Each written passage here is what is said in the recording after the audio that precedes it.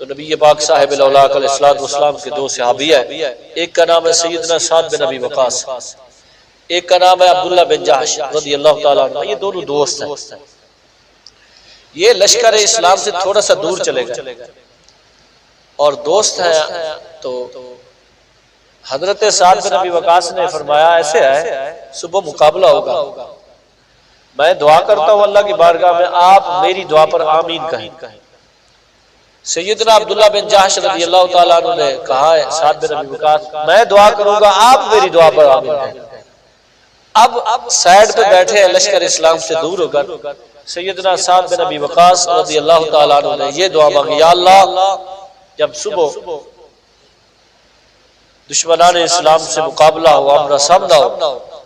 یا اللہ مجھے سب سے بڑے دشمن کا سامنا کروانا، یہاں تک کہ اسے میں مار دوں، قتل کر دوں۔ تو سیدنا عبداللہ بن جحش رضی اللہ تعالیٰ عنہ دعا مانگی، یا اللہ میرے اس بھائی کی دعا کو قبول فرما۔ تو سیدنا عبداللہ بن جحش نے ہاتھ اٹھایا اور رب کی بارگاہ میں جو دعا کی وہ انوکھی دعا کی، یا اللہ صبح جب مقابلہ ہونا میرا مقابلہ سب سے بڑے دشمن سے کروانا، اور یا اللہ جب میرا مقابلہ ہو وہ مجھے شہید کر دے، میں شہید ہو جاؤں، اس کے تلواروں سے تیروں سے شہید ہو جاؤں، میرا جسم کا ٹکڑے ٹکڑے چھلی چھلی ہو جائے، مجھے شہید کرنے کے بعد وہ میرے ناک بھی کاٹ لے، میرے ہاتھ بھی کاٹ لے، میری آنکھیں بھی نکال لے، میرا سب کچھ ختم کر دے، مجھے قیمہ قیمہ کر دے۔ یا اللہ جب تیری بارگاہ میں پہنچوں تو پوچھے عبداللہ بن جحش ناک کدھر کیا، کان کدھر کیا، میں تیری بارگاہ میں عرض کروں گا جود فیکا وفی رسول کا، یا اللہ تیرے نام پر تیرے یار کے قدم پر قربان کر کے تیری بارگاہ میں آیا اور کہیں نہیں گیا، میری جوانی بھی رسول اللہ کے نام پر قربان، میرا ہاتھ بھی رسول اللہ کے نام پر قربان، میرے ناک کاٹ، اور دشمن نے میرا قیمہ کر دیا۔ جب تیری بارگاہ میں آیا تو نے پوچھا عبداللہ بن جحش تو کدھر کر کے آیا سب کچھ، میں نے عرض کی یا اللہ سب کچھ تیرے نام پر تیرے یار کے نام پر قربان کر کے آیا۔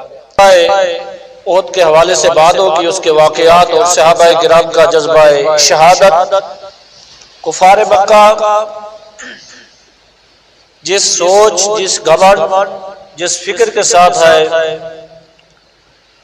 رب العالمین نے وہ منظر سورۃ انفال میں بیان کیا، فرمایا ان الذین کفروا ينفقون اموالهم ليصدوا عن سبیل اللہ،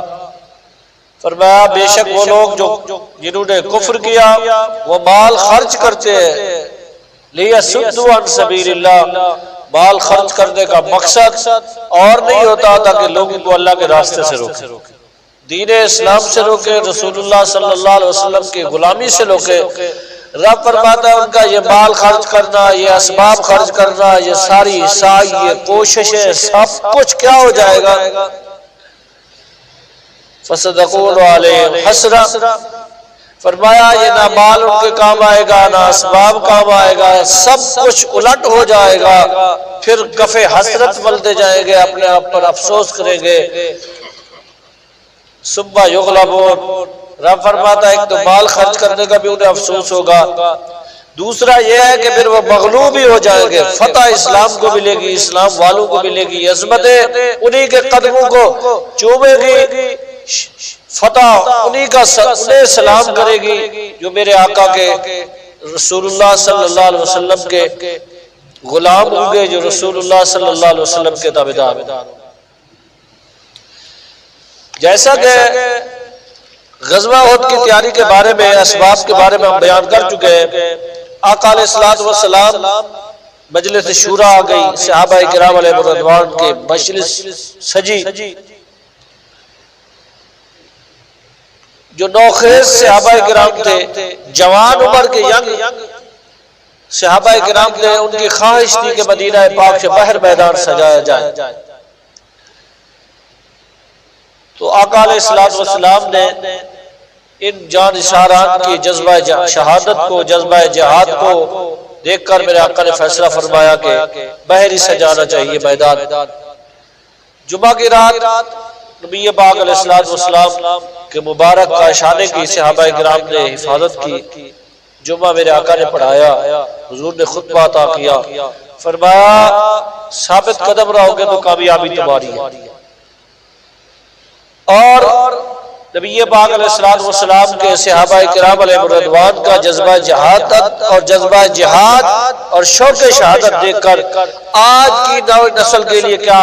سبق ہے کہ 14 سے 15 16 سال کی عمر کے حضور کے غلام، جن کے ایک ایک بات، جن کا ایک ایک گفتگو، جن کا ایک ایک عمل آج کی نوجوان امت کے لیے راہ ہدایت بھی ہے، اور صحابہ کرام علیہم رضوان کی وہ جذبہ جہاد کو دیکھ کر اور جذبہ جہاد پیدا کرنا چاہیے۔ آج تو ہماری نسل کو صحابہ کے نام نہیں آتے، غزوات کے نام نہیں آتے، لیکن نبی پاک صاحب الاولاق علیہ السلام کے غلام ایسے جذبہ جہاد رکھتے تھے۔ ان کے گھر کی تربیت کا یہ اثر تھا، صحابہ کرام علیہ رضوان کا، رسول پاک علیہ السلام کی غلامی کا یہ اثر تھا کہ ہر ایک باپ بھی جہاد کے لیے جا رہا ہے، بیٹا بھی جہاد کے لیے جا رہا ہے، چھوٹے عمر کے بچے بھی جہاد کے لیے جا رہے ہیں۔ یہ امت کو سبق دے کر گئے کہ رسول اللہ صلی اللہ علیہ وسلم نے فرمایا ہے کہ جب تک میری امت جہاد کرتی جائے گی، جہاد جاری رکھے گی، اللہ عزتیں بھی عطا کرے گا، اللہ فتح بھی عطا کرے گا، اللہ رب العالمین کامیابی بھی عطا فرماتا رہے گا۔ اب 14 سے 15 سال 16 سال کی کیا عمر ہے؟ آج کے جوان کو شعور نہیں، لیکن ان کو شعور تھا، باپ بھی جہاد کے لیے جا رہا ہے، بیٹا بھی جا رہا ہے، بھتیجا بھی جا رہا ہے، بھائی بھی جا رہا ہے، خاندان کے سارے افراد نبی پاک صاحب الاولاق علیہ السلام کی ذات اقدس پر اپنی جان کو قربان کرنے کے لیے، حضور کے مبارک قدموں پر نچھاور کرنے کے لیے کائنات کے اندر سب سے بڑا فخر سمجھتے ہیں۔ تو نبی پاک علیہ السلام کا یہ لشکر روانہ ہوا، 300 بندہ منافقین حضور کو چھوڑ کر مدینہ چلا گیا، لیکن جو 700 جانشاران تھے رسول پاک صلی اللہ علیہ وسلم کے ساتھ روانہ ہوئے۔ میدان احد میں کفار مکہ نے پہلے آقا علیہ السلام کے پہنچنے سے پہلے اپنے خیمے زر کر دیے تھے، اور آقا علیہ السلام کی جو انٹیلیجنس تھی، آقا علیہ السلام نے حضرت انس اور منس کو بھیجا، وہ بھی خبر لے آئے، اور پھر حضرت سیدنا حباب بن منذر رضی اللہ تعالیٰ عنہ کو بھیجا۔ وہ پورے قافلے کی جو کفار مکہ کے اسلحہ تھا، جانور تھے، جو بندوں کی تعداد تھی، پورا ججمنٹ کر کے آقا علیہ السلام کو ساری خبریں عطا کی۔ تو نبی پاک صاحب الاولاق علیہ السلام نے فرمایا یہ بات کسی کو بتانی نہیں ہے، اس کو راز کے اندر رکھنا ہے۔ حضرت سیدنا حباب رضی اللہ تعالیٰ عنہ سے فرمایا۔ تو آقا علیہ السلام کا یہ 700 کا لشکر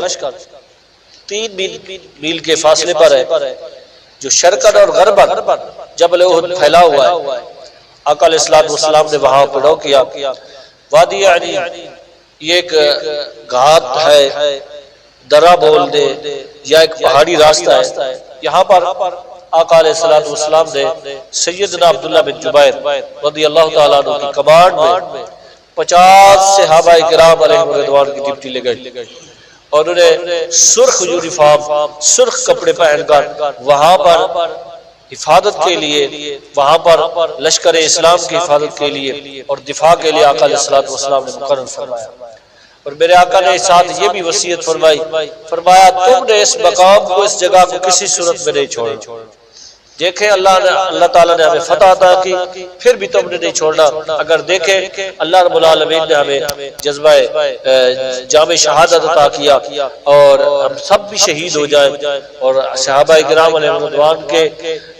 ٹکڑے ٹکڑے ہو جائے اور پرندے ہمارے جسم کو نوچ رہے ہو، پھر بھی تم نے اس مقام کو نہیں چھوڑنا۔ تو نبی پاک صاحب الاولاق علیہ السلام نے خواب بھی دیکھا کہ ایک گائے ہے جس کو ذبح کیا جا رہا ہے۔ پھر آقا علیہ السلام نے دیکھا کہ میری مبارک جو تلوار ہے اس کے دندان ٹوٹ گئے، اور پھر آقا علیہ السلام نے دیکھا کہ ایک میڑا ہے جسے ذبح کیا جا رہا ہے۔ تو اس خواب کی جو تعویل ہے، نبی پاک صاحب الاولاق علیہ السلام نے فرمایا جس کو ذبح کیا جا رہا ہے وہ میرے ان غلاموں کی شہادت کا اشارہ ہے جنہوں نے جذبہ جہاد اور جذبہ شہادت لے کر میدان احد میں اترے۔ اللہ رب العالمین انہیں خالی نہیں واپس عطا کرے گا، شہادت عطا فرمائے گا، وہ میدان احد میں شہید ہو جائے۔ اور نبی پاک علیہ السلام کی جو مبارک تلوار کے دندان شکن ہوئے، ٹوٹے گئے، دیکھا گیا تو نبی پاک علیہ السلام نے فرمایا میرے اہل قرابت میں سے بھی کچھ لوگ جو ہے نا میدان احد میں شہید ہو جائیں گے۔ اور جو میڈا ذبح کیا جا رہا ہے تو اللہ کے حبیب علیہ السلام نے فرمایا اس بدبخت کو جو کفار لشکر کا سالار بن کر آیا ہے اور بڑی ڈینگیں مار رہا ہے، فرمایا وہ ادھر ذبح ہو جائے۔ تو نبی پاک صاحب الاولاق علیہ السلام جب روانہ ہوئے میدان احد میں پہنچ گئے، اللہ کے حبیب علیہ السلام نے خطبہ عطا کیا اور بہت بڑا لمبا خطبہ ہے۔ وہاں پر نبی پاک علیہ السلام نے ایک ایک احکامات اپنے غلاموں کو عطا فرمایا، اور آقا علیہ السلام نے فرمایا جب تک تم اللہ اور اس کے رسول کی اطاعت کرتے رہو گے اور لشکر کفار کے سامنے اپنے دشمن کے سامنے ڈٹے رہو گے اور صبر کرتے رہو گے، اللہ رب العالمین تمہیں فتح عطا فرمائے۔ اور میرے آقا نے فرمایا صبر کرنا دشمن کے سامنے بڑا مشکل کام ہے، تلواریں چل رہی ہیں، تیر چل رہے ہو، نیزے چل رہے ہو، جانے اپنی نشاور کر رہے ہو، اور اس وقت رسول اللہ صلی اللہ علیہ وسلم کے ساتھ کھڑے ہو کر اپنی جانیں قربان کرنا، حضور کا دفاع کرنا، میرے آقا نے پہلے بتا دیا، فرمایا یہ مشکل کام۔ اس کے بعد رات ہوئی تو نبی پاک صاحب الاولاق علیہ السلام کے دو صحابی ہیں، ایک کا نام ہے سیدنا سعد بن ابی وقاص، ایک کا نام ہے عبداللہ بن جحش رضی اللہ تعالیٰ عنہ۔ یہ دونوں دوست ہیں، یہ لشکر اسلام سے تھوڑا سا دور چلے گئے اور دوست ہیں، تو حضرت سعد بن ابی وقاص نے فرمایا ایسے ہے صبح مقابلہ ہوگا، میں دعا کرتا ہوں اللہ کی بارگاہ میں آپ میری دعا پر آمین کہیں۔ سیدنا عبداللہ بن جحش رضی اللہ تعالیٰ عنہ نے کہا ہے سعد بن ابی وقاص میں دعا کروں گا آپ میری دعا پر آمین کہیں۔ اب سائیڈ پہ بیٹھے ہیں لشکر اسلام سے دور ہو کر، سیدنا سعد بن ابی وقاص رضی اللہ تعالیٰ عنہ نے یہ دعا مانگی، یا اللہ جب صبح دشمنان اسلام سے مقابلہ ہو، آمنا سامنا ہو، یا اللہ مجھے سب سے بڑے دشمن کا سامنا کروا دو، یہاں تک کہ اسے میں مار دوں، قتل کر دوں۔ تو سیدنا عبداللہ بن جحش رضی اللہ تعالیٰ عنہ دعا مانگی، یا اللہ میرے اس بھائی کی دعا کو قبول فرما۔ تو سیدنا عبداللہ بن جحش نے ہاتھ اٹھایا اور رب کی بارگاہ میں جو دعا کی وہ انوکھی دعا کی، یا اللہ صبح جب مقابلہ ہونا میرا مقابلہ سب سے بڑے دشمن سے کروانا، اور یا اللہ جب میرا مقابلہ ہو وہ مجھے شہید کر دے، میں شہید ہو جاؤں، اس کی تلواروں سے تیروں سے شہید ہو جاؤں، میرا جسم کا ٹکڑے ٹکڑے چھلنی چھلنی ہو جائے، مجھے شہید کرنے کے بعد وہ میرے ناک بھی کاٹ لے، میرے ہاتھ بھی کاٹ لے، میری آنکھیں بھی نکال لے، میرا سب کچھ ختم کر دے، مجھے قیمہ قیمہ کر دے۔ یا اللہ جب تیری بارگاہ میں پہنچوں تو پوچھے عبداللہ بن جحش ناک کدھر کیا، کان کدھر کیا، میں تیری بارگاہ میں عرض کروں گا جود فیکا وفی رسول کا، یا اللہ تیرے نام پر تیرے یار کے قدم پر قربان کر کے تیری بارگاہ میں آیا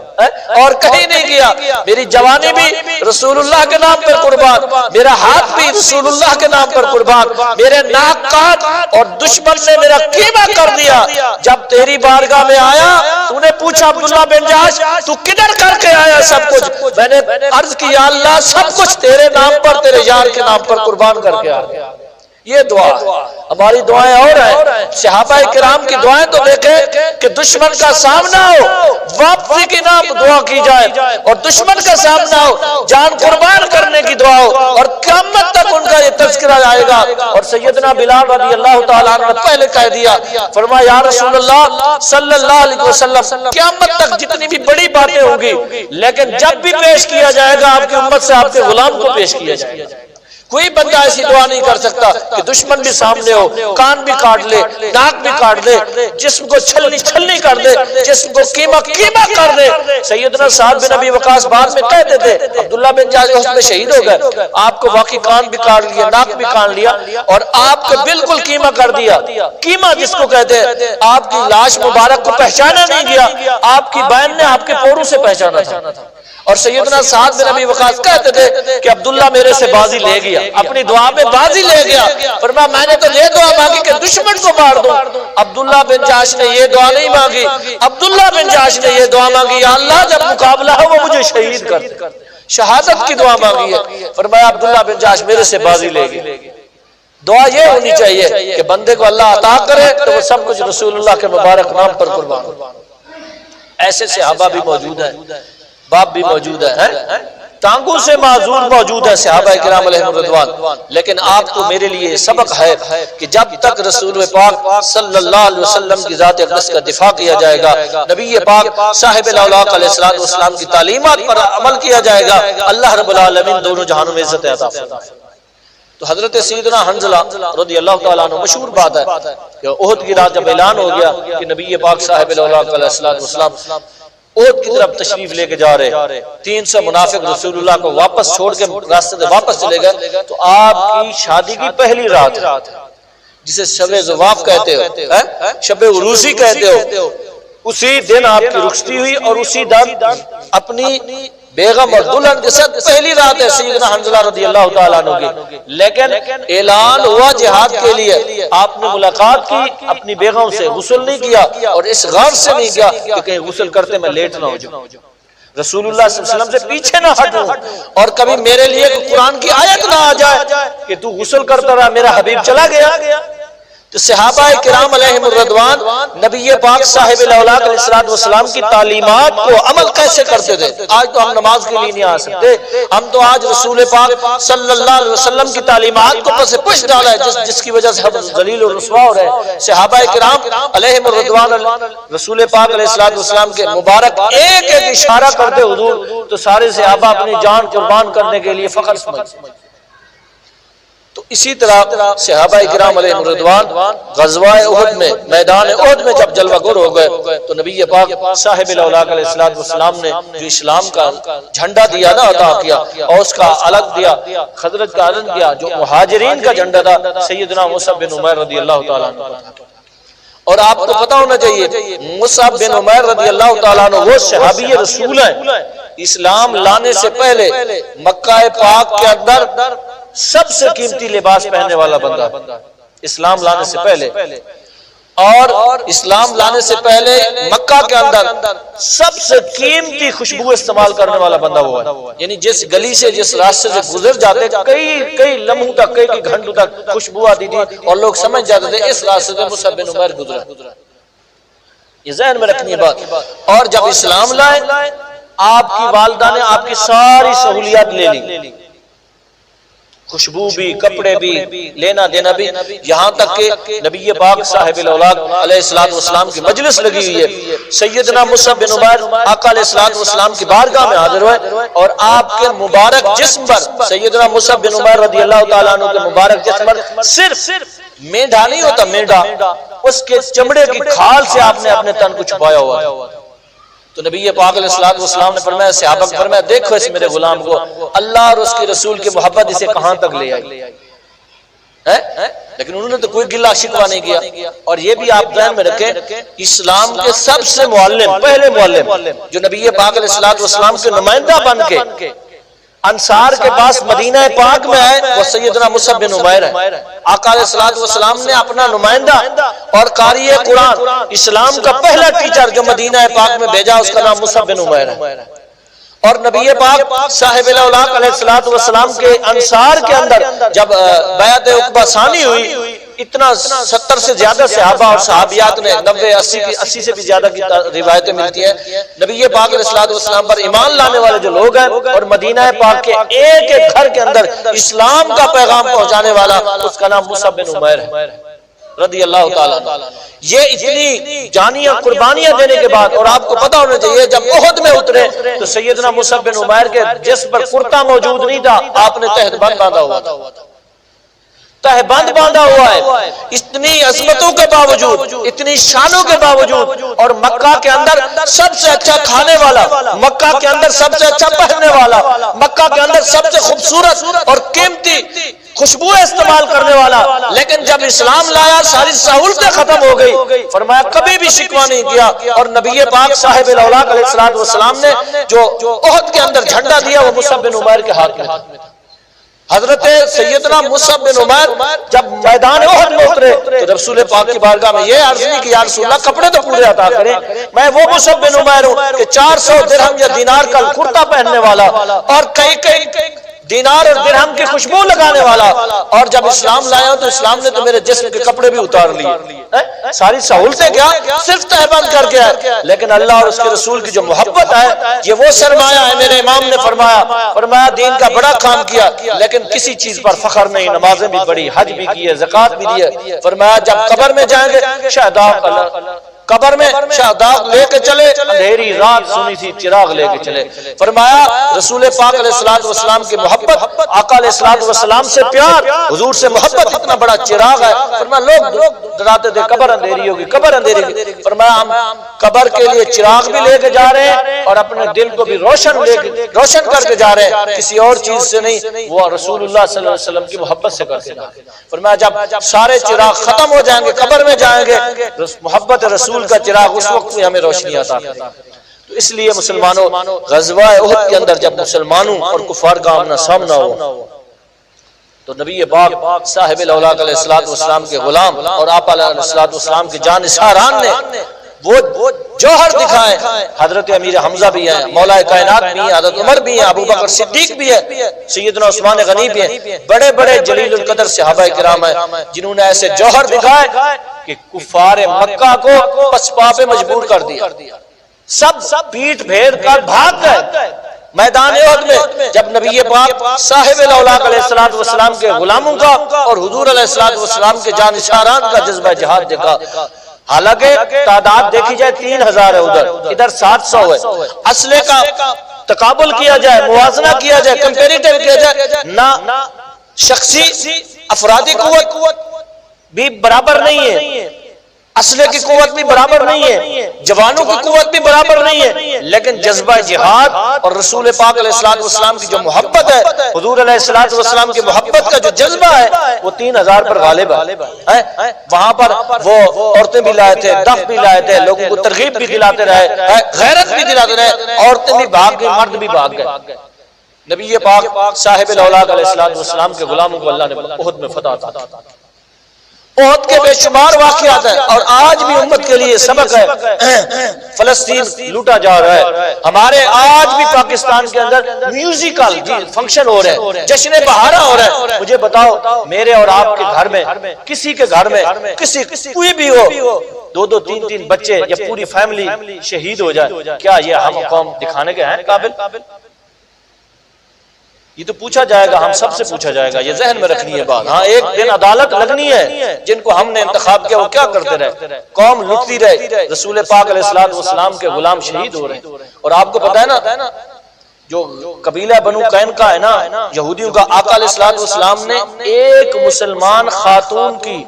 عزت پر پورے قبیلے کو نکال دیا تھا۔ ان کا کام تھا یہ صرافت ہے، زرگر سمجھتے ہیں نا، سونے کا کام کرتے۔ انصار کی ایک خاتون گئی زیور بنوانے، کام تھا، تو جو بینچ کا ہے جو ٹیبل کے وہاں بیٹھی نا، ایک یہودی نے ان کا پیچھے سے دوپٹہ باندھ دیا، اس کو پتہ نہ چلا، تو جیسے اٹھی نا خاتون وہ گر گئی۔ سیدنا عبد الرحمن بن عوف گزر رہے تھے، انہوں نے بھی یہ منظر دیکھا، تو صرف اتنی بات ہوئی، وہ جتنے بھی دکان پہ بیٹھے تھے بازار میں سارے ہنس پڑے اس مسلمان خاتون کی اس ہتک عزت پر۔ تو نبی پاک علیہ الصلوۃ والسلام نے پورے قبیلے کو مدینہ پاک سے نکال دیا، اور آپ کے سامنے عزتیں لوٹی جا رہی ہیں، بچے شہید ہو رہے ہیں، مائیں بہنوں کو کسی کو کوئی خبر نہیں، یہودی اٹھا کے لے کے جا رہے ہیں۔ آج بھی اب بتا ہمارے پاکستان کے علماء نے فتویٰ دیا اور پوری امت کے مصر، شام، لبنان، لیبیا ہر طرف سے فتویٰ آ رہے ہیں کہ مسلمانوں پر اب جہاد فرض ہو چکا ہے۔ اپنے مسلمانوں بھائی کی مدد کرنا، ہر جس کی جتنی طاقت ہے، آپ کی میری طاقت یہی، ہم یہودی پروڈکٹ کی بائیکاٹ کریں، آپ کی میری طاقت یہی ہے، اور جس کے پاس طاقت ہے وہ طاقت سے مدد کرے، اور لیکن اگر نہیں کی، ذہن میں رکھنا باری سب کی آنی ہے اور مرنا سب نے، اور قبر میں رسول پاک علیہ السلام کی بارگاہ میں جانا ہے، اور عدالت تو ایک دن لگنی ہے، اور بغیر ترجمان کے اللہ کی بارگاہ میں جانا ہے سب نے،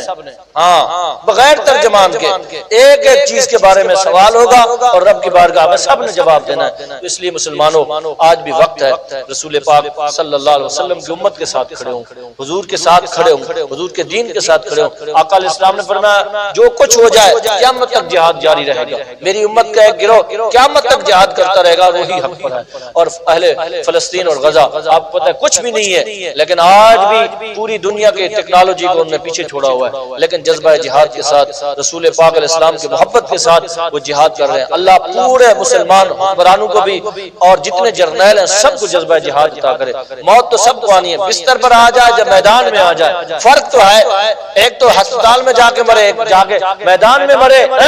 جو میدان کی موت ہے وہ شہیدوں کی موت ہے، جو بستر کی موت ہے وہ بزدلوں کی موت ہے۔ اللہ رب العالمین ہمارے بھائیوں کی بھی مدد فرمائے، اللہ غزہ کو آزادی عطا فرمائے، اللہ قبلہ اول کو آزاد فرمائے، اللہ مسلمان حکمرانوں کو اتفاق اتحاد عطا فرمائے، اللہ سب کے اندر جذبہ جہاد پیدا فرمائے۔